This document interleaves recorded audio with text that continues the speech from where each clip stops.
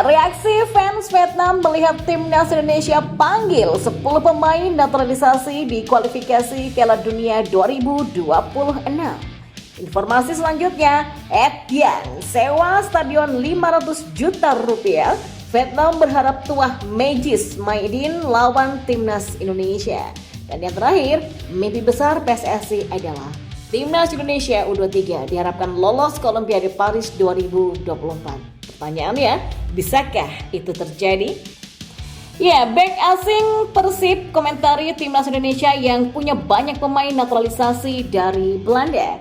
Simak selengkapnya hanya di Kamus Bola untuk Anda bersama saya.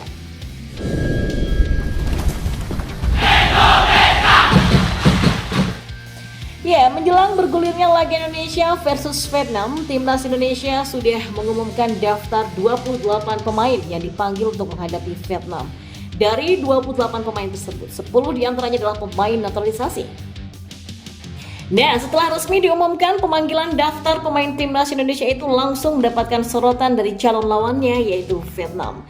Pemanggilan 10 pemain naturalisasi dalam daftar skuad besutan Shin Taeyong pun menimbulkan berbagai reaksi dari para pendukung Vietnam. Dan berikut adalah beberapa reaksi dari fans Vietnam terkait daftar pemain yang dipanggil timnas Indonesia. Sulit bagi Vietnam untuk menang melawan Indonesia pada tahap ini. Saya berharap tim bisa menunjukkan citra yang lebih positif dan semuanya baik-baik saja, kata salah satu netizen. Tim lain mencari orang terbaik untuk direkrut, sedangkan tim kita mendatangkan pemain cadangan dari klub untuk direkrut, kata akun yang bernama Tong Duchdam.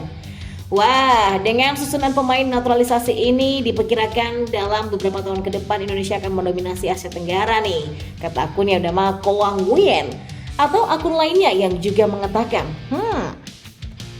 kedepannya akan lebih banyak lagi tim yang dinaturalisasi. Begitu juga dengan Malaysia. Pada Piala Asia baru-baru ini Malaysia tidak bermain melawan Vietnam sehingga banyak orang yang tidak memperhatikan. Tapi mereka punya 14 pemain naturalisasi. Atau akun lainnya yang juga mengatakan, dua pertandingan berikutnya antara Vietnam dan Indonesia sangat bagus. Jika kami mempersiapkan mental dan fisik dengan baik, ya kami akan menang. Nah, selanjutnya, Federasi Sepak Bola Vietnam atau VFF ternyata sudah menggelontorkan lebih dari 500 juta rupiah untuk menyewa Stadion Midin saat menjamu timnas Indonesia di kualifikasi Piala Dunia 2026. Federasi Vietnam baru saja mengeluarkan dana sebesar 800 juta dong untuk menjamu timnas Indonesia di kualifikasi Piala Dunia 2026.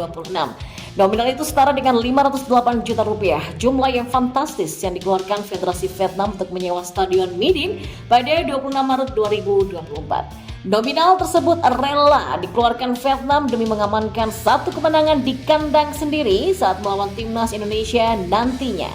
Vietnam seolah menyadari kekuatan mereka kurang mampu diandalkan ketika pasukan Philippe Troussier melawat ke Stadion Utama Gelora Bung Karno, Jakarta.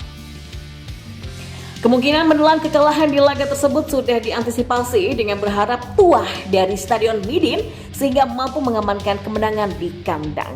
Ya, Federasi Sepak Bola Vietnam tanda tangani kerjasama senilai 800 juta dong. Rencana itu menyambut timnas Indonesia sudah dirampungkan dengan memakan biaya 800 juta dong di kualifikasi Piala Dunia 2026. Tulis detau247.vm. Nah, untuk mempersiapkan laga timnas Vietnam menyambut Indonesia pada 26 Maret mendatang, VFF juga sudah merencanakan matang-matang untuk menyelenggarakan laga ini. Dan saat ini rumput dan barang-barang fungsional Stadion Midin sedang dirawat dan ditingkatkan untuk memenuhi persyaratan Konfederasi Sepak Bola Asia. Titik tumpu kandang Midin diharapkan bisa memberikan motivasi spiritual bagi para pejuang bintang emas menuju kemenangan melawan Indonesia. Dalam beberapa pertandingan terakhir, tim Vietnam kerap mendapatkan hasil yang menguntungkan melawan timnas Indonesia di Stadion Midin, kata detau247.vm. Ya, Stadion Midin memang tidak bersahabat untuk timnas Indonesia. Laga terakhir yang dilakoni di stadion ini pada Desember 2022.